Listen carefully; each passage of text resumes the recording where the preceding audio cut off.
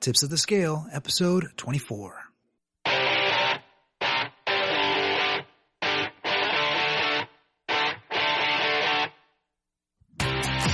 Welcome to tipsofthescale.com, your home for weight loss motivation. Tune in every week for weight loss success stories from around the world and for expert tips on diet and exercise. And now, your host, Sam Lamelli. Hey there, Scale Warriors, and thank you so much for joining me again for another episode of Tips of the Scale, your home for weight loss motivation. Are you on our email list? If not, you're missing out on your chance to be entered in some fun contests that are coming your way. Do you want to miss out? I didn't think so. Go to tipsofthescale.com/subscribe to sign up now. And if you enjoy this free podcast, please show your support by going to tipsofthescale.com and clicking on the subscribe in iTunes button at the top of our page. This will send you over to iTunes where you can leave a, hopefully, 5-star rating and review. To show my appreciation for your, hopefully, 5-star rating, I'll give you a shout out at the top of an upcoming show telling the world just how cool you are. Okay, Scale Warriors, let's get started. I am thrilled to introduce my guest today, Ms. Ashley Wolf of HealthySexyHungry.com, based in Denver, Colorado. Ashley, how are you today? I'm great, thanks. How are you, Sam? I'm great. Thank you for asking. I'm really psyched that you're on the show. Ashley and I had the pleasure of meeting at a conference in Denver a couple of months ago that was a really fantastic event in and of itself, but I had the privilege of meeting Ashley face to face and sharing a little bit about what we do. So I was really psyched to be able to have you on the show today to share a lot more about that with our global audience. So I've given our listeners just a really brief intro about you, but if you would go ahead and take a minute and tell us a little bit more about yourself, Ashley. Wonderful. Well, thanks, Sam. I'm so thrilled to be here. Like he mentioned, my name is Ashley Wolf, and I'm the founder of HealthySexyHungry.com, where I help women lose weight, love their bodies, gain confidence, and live from a place of desire so they can go out into the world and be who they want to be and do what they want to do. Awesome. So there's so much on your website that I want to dive into here in a little bit. But before we do that, as you know, we like to start off Tips of the Scale with a motivational quote. And this is just to share what personally drives you and maybe something that you share with the people around you to keep them and yourself motivated and focused. So Ashley, what do you have for us today? Definitely, yeah. So my favorite motivational quote comes from Danielle Laporte. She's a brilliant author of a couple books, one being the Firestarter Sessions, the other Desire Map. And the quote is, "Your hunger will lead you home." And this quote is so powerful for me because I remember the first time I heard it, I was listening to one of her books on audio, and it just hit me like a ton of bricks. Like, hunger is a good thing. And, you know, like in our society and psychologically, what we tell ourselves day after day is like hunger is a bad thing. And so the more I started to get in touch with this notion of hunger, I realized that hunger goes way beyond our physiological need for food. And on a deeper level, hunger stands for desire. And so when I made these connections between hunger and desire, personally, everything about my body image and my self-perception totally changed. And it's something that I bring with me into my practice working with my clients on a really regular basis, is really asking myself and my clients, do you truly have a desire for food, or do you have an aching or a craving in another part of your life that actually has nothing to do with food?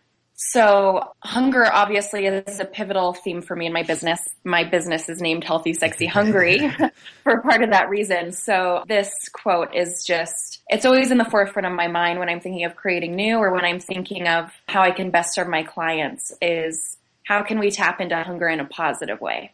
That's awesome. That resonates with me in a lot of ways. I see the connection between, you know, what drives us and that hunger on so many different levels. And I love that you delve deeper beneath the surface habits and the surface impulses of physical hunger to like what's actually driving that craving. I love that concept from just a psychological standpoint and you know, getting to the root cause of habits and behaviors.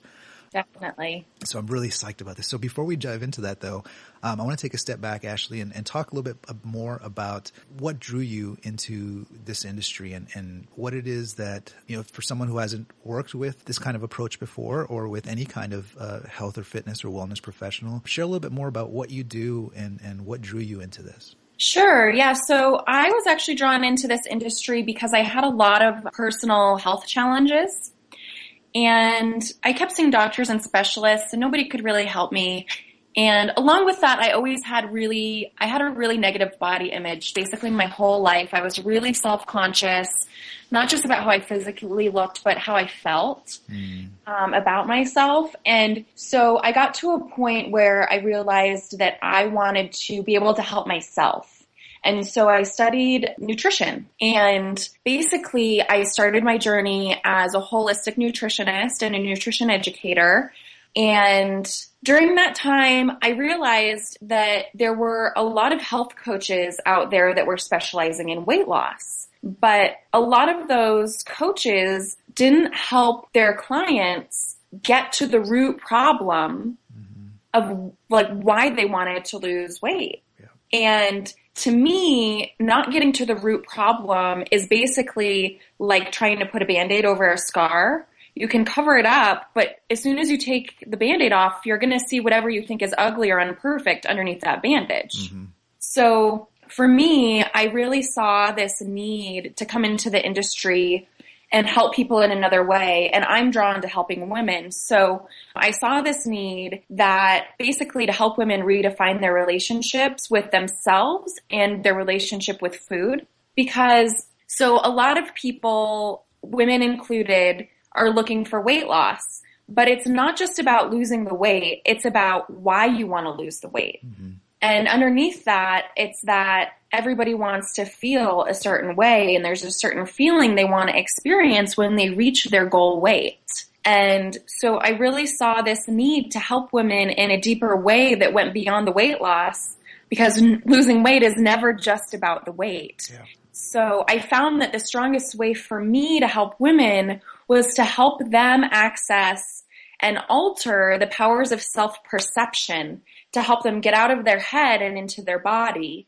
Because when we start loving and nourishing and moving our bodies in a way that is positive and healing, then you're able to get to the feeling. They're able to experience the feeling that we also desperately desire, whatever our call for weight loss is. Yeah, I love that. I've heard this theme throughout the success stories that I've had the benefit of hearing, of really connecting with that person's why, right? The reason for their intrinsic desire to change. And it's just like you said, it's always from something much deeper. And getting at that is such a hard thing, and it sounds like that's your specialty. So I want to also touch on, you've worked with a lot of people, helping them find these reasons and helping them find this balance and the joy in their life and transforming their body image. Let's talk a little bit about kind of what that has been for you personally, Ashley. What is it that you really love about what you're doing and this business and your line of work? And maybe on the flip side of that, maybe some things that you don't. So I'll start with what I love. What I totally love about my job is that it lights me up, that I have this amazing opportunity to help people love themselves and figure out how they really want to show up in the world. That's a really beautiful gift for me. And I think on a deeper level, what I really love about my job is that I'm able to help people see within themselves what they can't see. And I'm able to help them basically create a body, but not just a body. It's about their life. I'm able to help them truly create a life they love, and the body, it all just sort of falls into place. So they're working on, healthy habits, eating healthy, thinking healthy, moving their body in a way that feels good for them. And while all this is going on, things in their life are shifting also. Mm. And so it's this concurrent journey of having to do with a healthy body and a healthy life. And so I'd say that is what I enjoy the most, is that it's not just about, like I said before, it's not just about the weight loss. It's really about the whole shebang, Yeah. It's about everything. So I would say that is what I enjoy most about my line of work. I would say what I don't enjoy about my line of work, and it really has nothing to do with my clients, it has to do with the industry in general. Mm-hmm.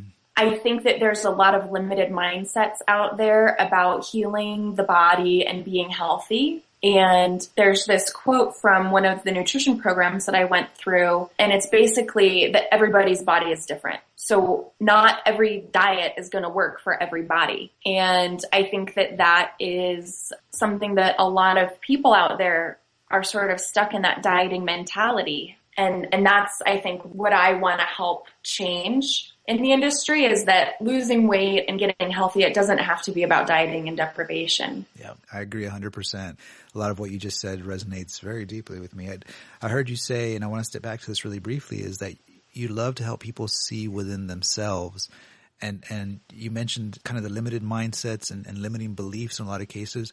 You know, in your experience, Ashley, what are some of the barriers that keep people from being able to see their real potential, or being really honest about what they want, or the things that hold them back from seeing that and or changing it? Well, that's a really good question. I'd say it's everybody has a different story, and everybody has different challenges. But I would say one of the biggest things that I find in my practice that women in particular have trouble with, the limiting beliefs, is honestly just that they're not good enough. And that they don't deserve to be XYZ, whether it's happy, healthy, to feel sexy, to be confident, that there's this really big central theme around deserving. And it could be maybe they think, they have kids, or they have a spouse, or they have a job that they should be pouring themselves into. And that's what they need. Like they don't think they deserve to take care of themselves, that they should take the time for self-care, or, whatever those feelings of deserving are. I'd say that that's a really pivotal word that comes up again and again, is like, I just don't deserve it. I don't feel like I'm worth it. I'm not good enough. Interesting. I would bet that there are a lot of people out there listening to this right now who are closing their eyes and nodding and complete agreement with what you just described, and know that feeling well. What are some of the things that help people break through those barriers, or really dive into why they feel that way? So first of all, I like to identify some of the limiting beliefs that they've carried around. And oftentimes these limiting beliefs come from childhood. It's not something that just sort of popped up one day. It's a story that these women have been carrying around for so long that it feels like a part of them. So the first thing is to identify sort of when the belief popped up, so that we can bring awareness to that. So that we can start to shift the relationship to that thought or feeling or limiting belief, and working along with identifying that and bringing awareness to it is sort of allowing a sense of curiosity and not judging the feeling. Because judgment just creates more negativity and self-criticism. Yeah. So I really encourage my clients to sit with that feeling in a curious way and say, okay, maybe what is this trying to teach me? What am I supposed to be learning from this? And then once we start to work through it on that level, I'm a really big believer in affirmations. And there's a lot of people out there who think that affirmations can be sort of like woo-woo-y. But really, if you step back and you just sort of look at things how they are, our thoughts create our reality. Absolutely. What you think about yourself, what you think about your abilities, what you think in turn affects how you act, and how you act affects the creation of your reality. So, and this was a big healing thing for me personally as well, working with affirmations. And I have to be honest, I worked with the affirmations, and half the time I didn't even believe them. But it was still about saying them. I would look at myself in the mirror every day, and I would say whatever affirmation it was to myself, and I would look myself in the eyes, and I would just say it over and over again. And if I felt, if I was out somewhere and I felt tempted to eat something I was allergic to, or I started to feel negative about my body image, or whatever it was, I would draw on that affirmation, and it sort of brought me back into a place of center within myself, even if I still didn't quite believe it. It's really like fake it until you make it. Yeah. And not underestimating the power of your thoughts, because the body and the mind are so powerful. And in your brain, you might be thinking, oh, this is never going to work. Like, that's BS, whatever you think. But at the end of the day, your body and your mind, they want to be happy and healthy. And, you have to sort of cultivate that relationship with your body and your mind. Yeah. And taking these affirmations and identifying, a level of consciousness and awareness of where these limiting beliefs have come from really helps break through those barriers. Yeah, and I agree wholeheartedly, and I'm glad that you touched on that some perspectives view it as woo-woo, right? And there's a big chasm between the belief that if you think something, the universe is going to shift and give it to you. And there's a lot of research and a lot of opinions and books on that topic as well. But I want to point out that what you're describing is actually that your thoughts and the things that you focus on and intentionally spend your time thinking about will translate into action where you are constructing, like you said, your reality, and you are changing your environment and your life and your path. And there's nothing about that says sit back and wait for it to happen. It's thoughts that flow into actions that flow into your life. Yes, definitely. That's it. Spot on. I like that you start with, first off, an awareness of the source. And I want to take a minute to discuss that. And that's where these beliefs that hold people back are pretty frequently something really, really far gone, right? Something back in childhood, like you said, or something that they've probably been hiding, repressing, denying for years and years and years in some cases. And how big of a surprise is it when someone gets to the root of it and goes, oh my God, I didn't know that's what has been affecting all of these aspects of my life before. It's huge. And that's one of the most transformative pieces of the foundational elements when I work with people in the beginning is this sense of awareness is really they realize that they've been living in an old story. Mm-hmm. And then when they realize that it's an old story, they're able to see, I think we've all heard, the quote, how would your friends think if they heard what you said to yourself all day long? Yeah. Because so many people say negative things over and over and over again. And when we trace this awareness back to the beginning, sometimes it's a very specific event. Sometimes it's just a general feeling that they sort of developed over time. It's almost, healing isn't quite the right word. It's like permission. It's almost like it powerfully gives them permission to acknowledge that. And that's where the awareness comes in. And then once they're able to bring awareness to that, there's a level of forgiveness that over time, it's not going to happen overnight. Mm-hmm. Over time, you can start to, first of all, you can forgive whoever or whatever incited those thoughts or feelings within yourself. A lot of times when these things stem from childhood, it's a parent or a sibling or something that happens at school. You're able to forgive that element, and then you're able to start forgiving yourself for all of the sort of, I call them negative mind traps. They're like a broken record that you've been going through your whole life.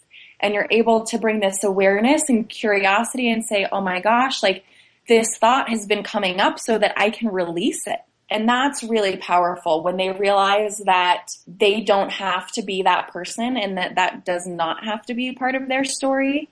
That's really when some serious magic starts to happen. Oh, I can imagine. That's got to be such a freeing, empowering place to be when you let that go and you realize that you have control, right? You don't have to live in those same tracks of that pattern you've been living for all those years. Absolutely. Especially, a lot of us suffer from obsession, and this sense of awareness really helps to quell that in a way that once we lose those obsessive thoughts and impulses, it really opens up the energy for new experiences and new thoughts and new feelings and new actions to come forth and basically present themselves. Yeah. Because if we talk about repressing, it's like if you're stuck in this negative way of thinking that is totally obsessive, you're really limiting your ability to show up and interact with the world. Yeah, it's almost like you're playing a character because you feel like you're expected to play that character as opposed to being authentic and making choices as they come, right? Exactly. And something that has also been really powerful that comes up around this same topic is the notion of, especially when people are overweight, who are they going to become when they lose the weight? So exactly touching on what you just said is like how this sort of becomes a part of their identity. Yeah. That's a really big element. Like, who are they going to be once they stop carrying around these thoughts and feelings that they think define them? Yeah, I've heard a number of stories, both successful and some that, fell into relapse for various reasons, where halfway through their journey, that becomes a brand new crisis is, I am being looked at a different way than I'm accustomed to. For instance, if someone has been an overweight male for a lot of their life and they're accepted around females, for example, because they're not judged immediately to be a predator or someone who's going to be aggressive.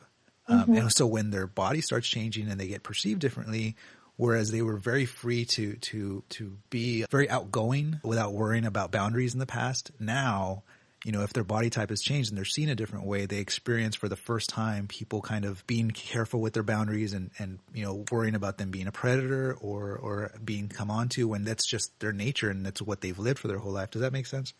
Yes, absolutely. A really big part of what I work on also is confidence. And that's basically with the sexy, healthy, sexy, hungry. Sexy stands for confidence. Yeah. And underneath confidence, there's a level of being comfortable, being seen.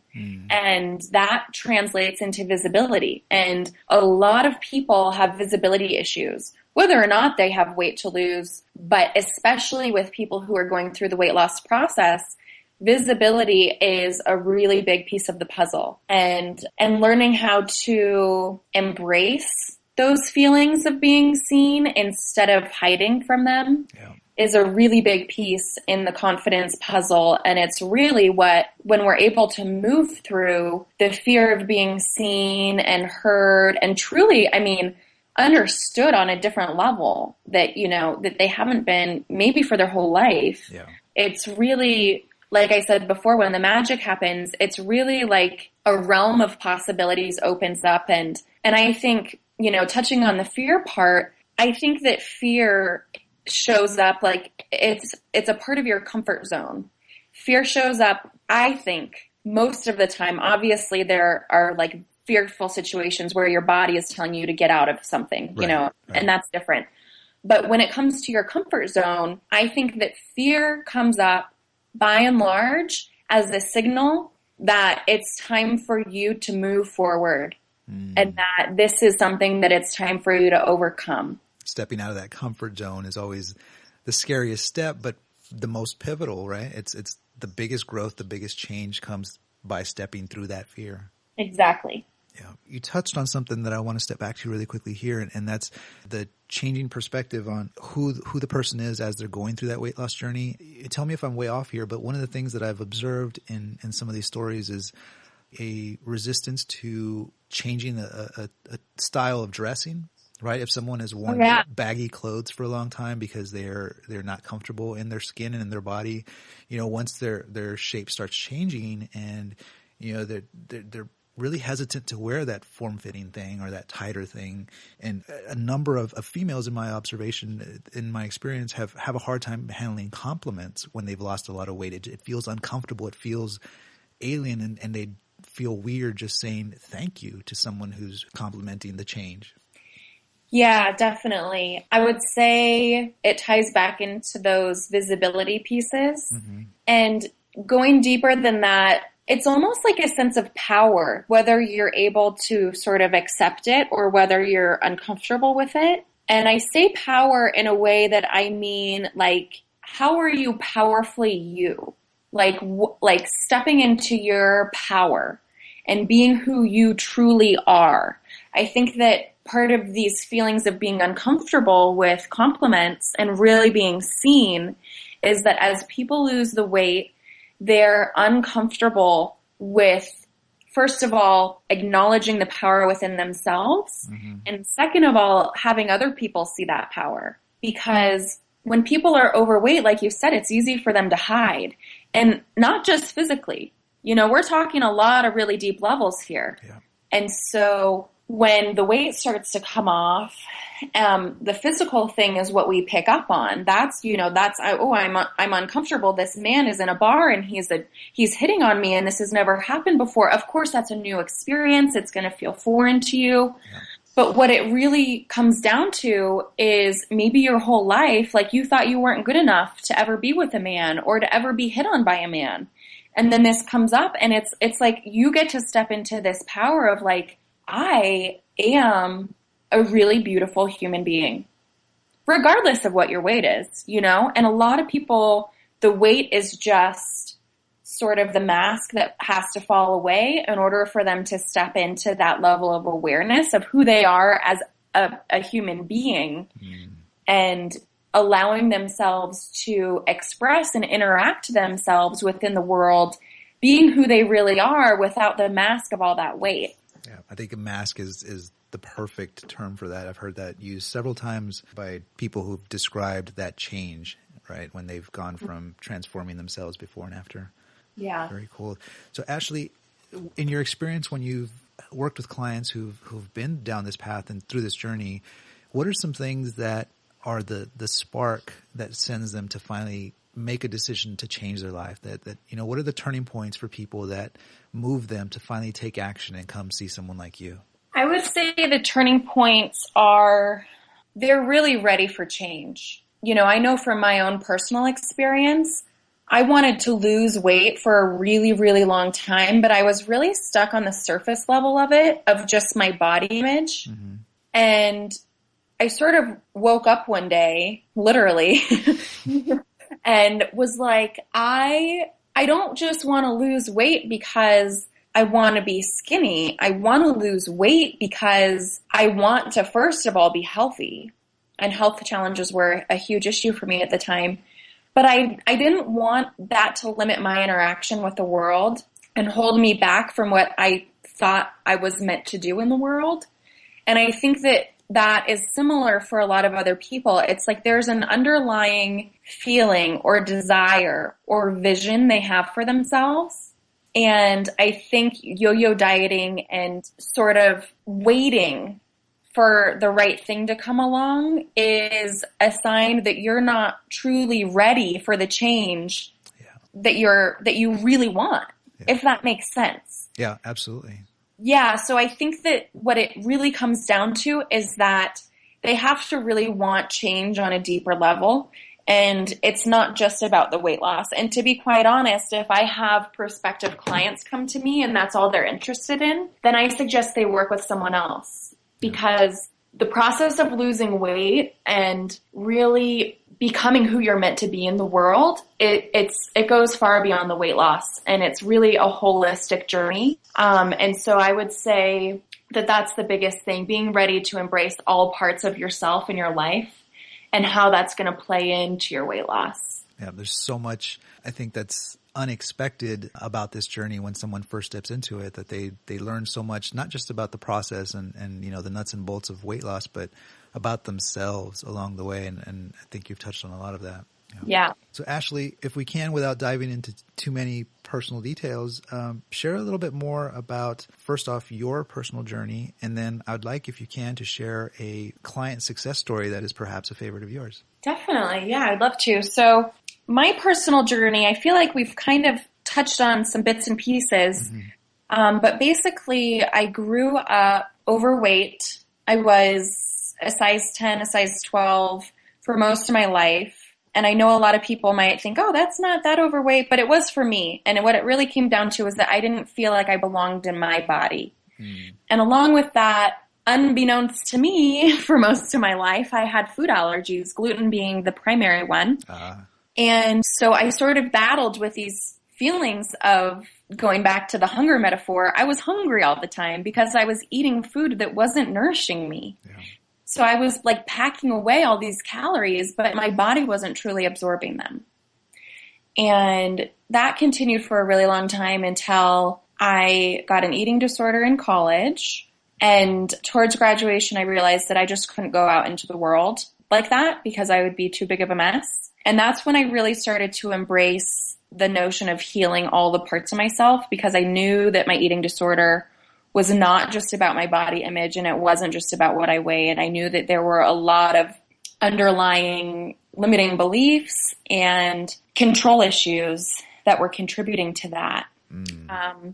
And so that's really what started me on my journey to get me where I am, and that got me so passionate about helping women heal in this way, was the notion of discovering that I had all of these parts of myself that were connected, and they all needed love and nourishment.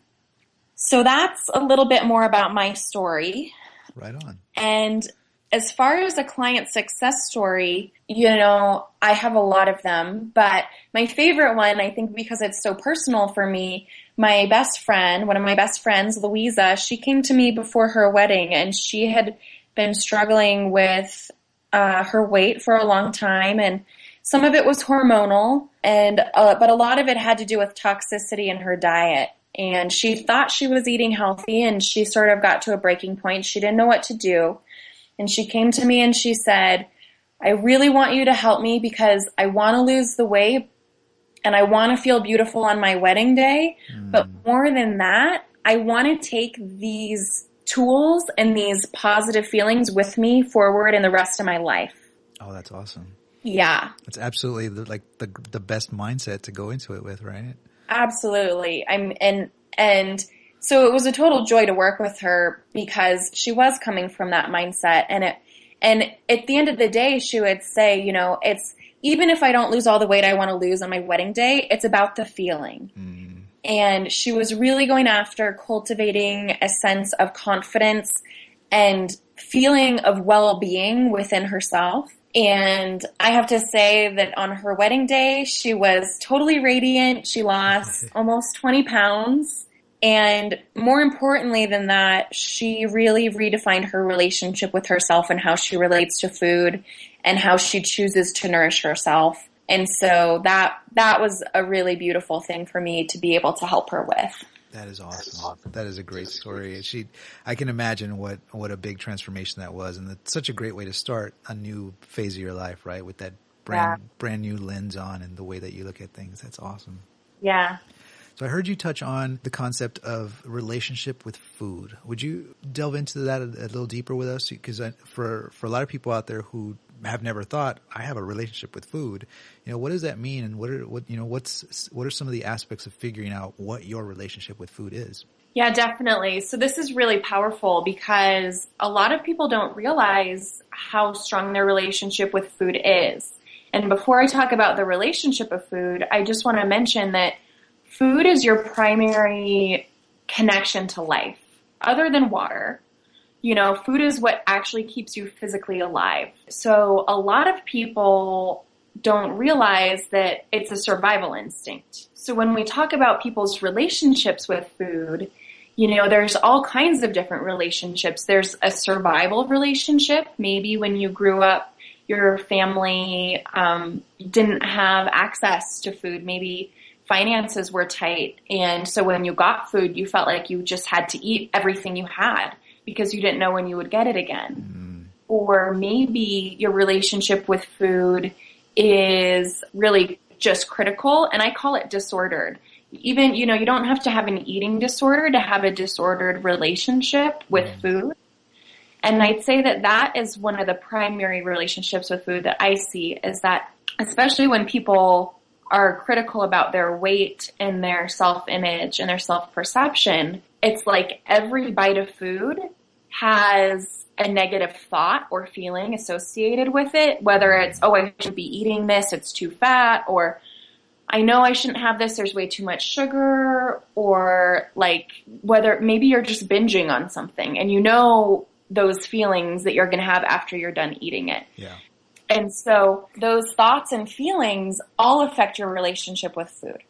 And on an energetic level, if we sort of break down your relationship with your body and basically just what your body does, everything's made up of cells that are made of energy. So, and what a lot of people are unfamiliar with, and I hope that I'm not venturing into like too much of a woo-woo territory here, because it's not woo-woo at all. It's really how the body operates.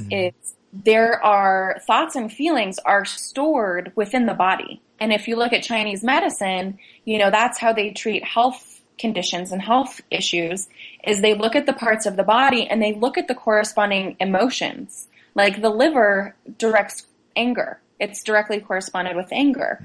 And so if we look at that, if every bite of food you're taking has a negative thought associated with it, your body in turn is sort of going to revolt against the food that you're putting in it.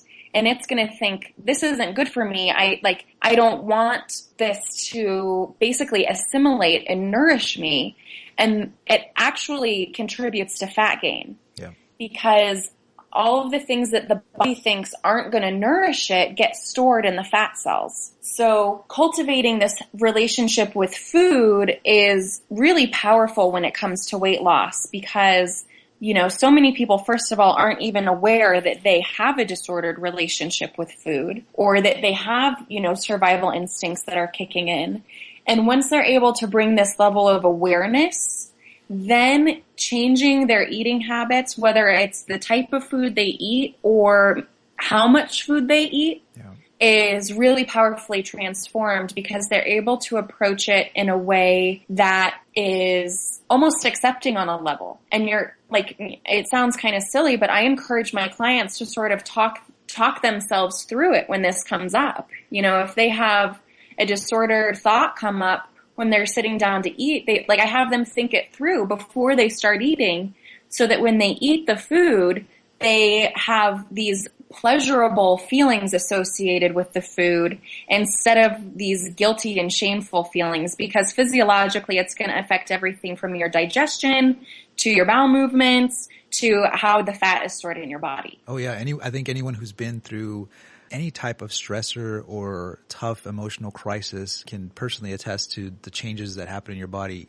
I mean, completely unwillingly, right? Like the way that your body reacts to stress and to your emotions, there's no way to deny a breakup is going to cause an upset stomach, or, an angry argument with a coworker or a spouse or something is going to cause an upset stomach, or nervousness or shaking, or, it causes you to sweat. There's a number of ways that manifests in your body.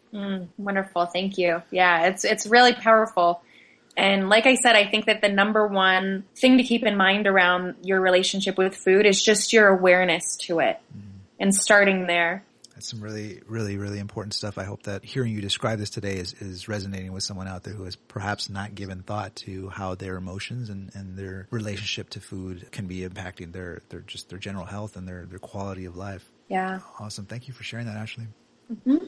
So you've shared a ton of really, really helpful information today, and there is a ton of really great information on your website as well. And clearly there's a ton of help that you can give to someone one-on-one in your practice as well.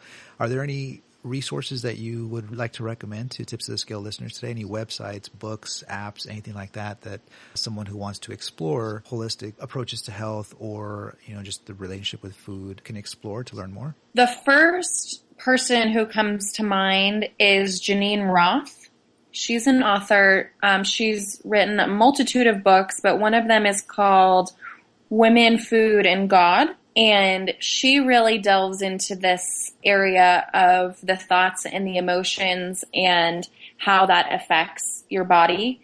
And she has gained and lost over 1,000 pounds in her life. Wow. So she knows what she's talking about. Yeah. And she basically, she reached an ideal weight for her body in a pleasurable way. So if any of what I mentioned on the relationship with food, or your thoughts or your emotions, even your body image and how your relationship with food plays into your body image, if any of that struck you, then I really suggest that you check out Janine Roth. For people who want sort of more of the concrete, tangible elements of health, Mark Hyman is a wonderful resource. His line of medicine is called integrative medicine, and it takes into account all of the systems of the body, which is very powerful. And so he is somebody who is definitely on the forefront of changing the medical community at large. And Beyond that, I would say just check out my website. And if you're interested in getting, more insight from my perspective, my Facebook page is a really great way to access that in a really easy way, a way that's really easy to digest, I should say. Whether you're looking for motivation or tips, I'm always updating that site, my website, and on Facebook. So I would check that out as well.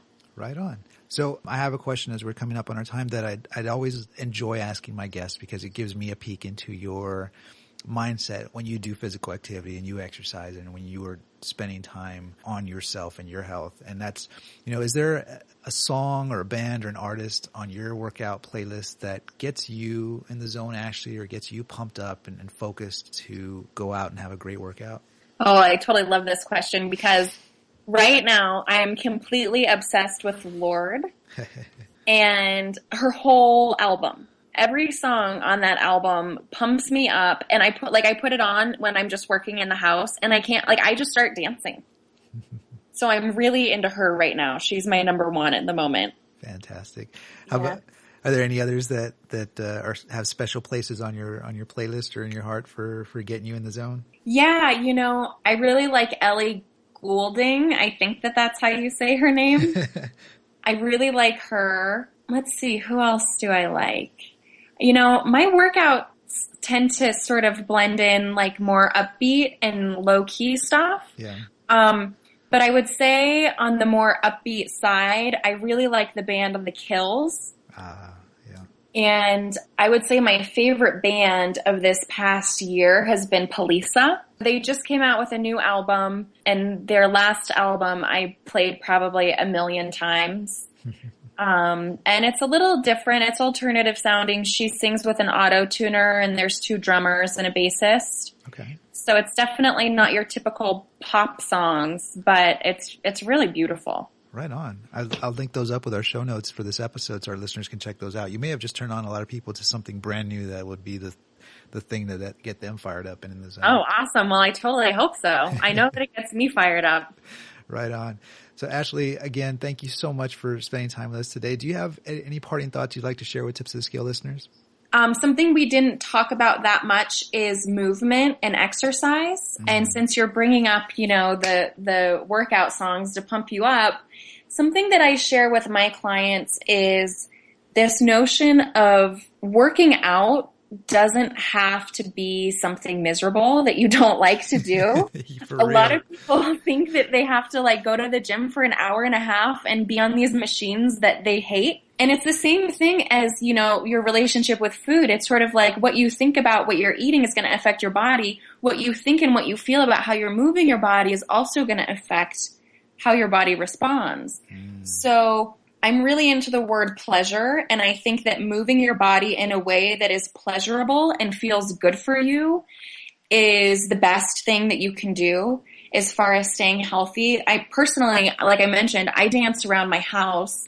I have a mini trampoline, a little rebounder that I jump on. I put on my music and I just jump away for 10 minutes. Oh, those are awesome. There was one in my mother had one of those in the house I grew up in. And those are a blast. Exactly. They're old school, but they are so fun. And recently I just started rollerblading. And I love to do yoga, but I don't go to yoga unless I'm motivated to do it. Mm-hmm. I don't go rollerblading and when I use the word motivation, it's not like, oh, I'm motivated because I want to lose weight. It's like, I want to do it because I want to do it. Yeah. And so with that, I would just encourage you, if you're listening to this and exercise is something that's daunting to you or you think you don't like it, find something that does feel good for you. Maybe it's going to Zumba. Maybe it's going to a dance class. Maybe it's trying Pilates. Maybe it's just walking. Yeah. But what I encourage my clients to do, and I see so many fantastic results from this, is just move your body in a way that feels good for you for at least 20 minutes a day. Yeah. You'll be pretty surprised at the miraculous results that can come from that. Some fantastic advice. It won't even feel like exercise or like a workout if it's something that you're just having fun doing, right? Exactly. Yeah. And those are the things in my experience observing that you stick to the longest, right? Because they're pleasurable. Just like you said, they're things you enjoy. It doesn't feel like something you're forcing yourself to do. Right. I love it. That's some great advice, Ashley. Thank you for sharing that. Yeah. So how can our listeners get in touch with you? So the best way to get in touch with me is on my website. If you go to www.healthysexyhungry.com, there is an about and contact page there. So it's healthysexyhungry.com and then /about. There's a contact form in the middle of the page. And you can also check my programs out on the programs page, and you can contact me there as well. I love it when people send me messages and, give me shout outs on Facebook. So I'd love it if you joined me there. That address is www.facebook.com/healthysexyhungry. And then if you want to just email me personally, my email address is healthysexyhungry@gmail.com. Right on, Ashley. Thank you so much for sharing that. And listeners, there is a ton of great information on both Ashley's website and on the Facebook page as well. There's more detail about Ashley's story and about what she does at Healthy Sexy Hungry. It's so much information out there. It's awesome. And your website is done fantastic. Ashley, I love that it's the same theme as your business card. It's a really nice little flow. Yeah. Awesome. So again, thank you so much for taking time out of your busy day today to spend with us here at Tips of the Scale. From everyone here, thank you so much, Ashley, and keep doing what you're doing. You're changing the world. I appreciate it. And have a great day. Thank you, Sam. It was totally a pleasure to be here with you today. And there we have it, ladies and gentlemen. Thank you so much for joining us today on Tips of the Scale. Head on over to tipsofthescale.com for recaps of every show, links to all the helpful resources mentioned, and more. Here's to your weight loss success.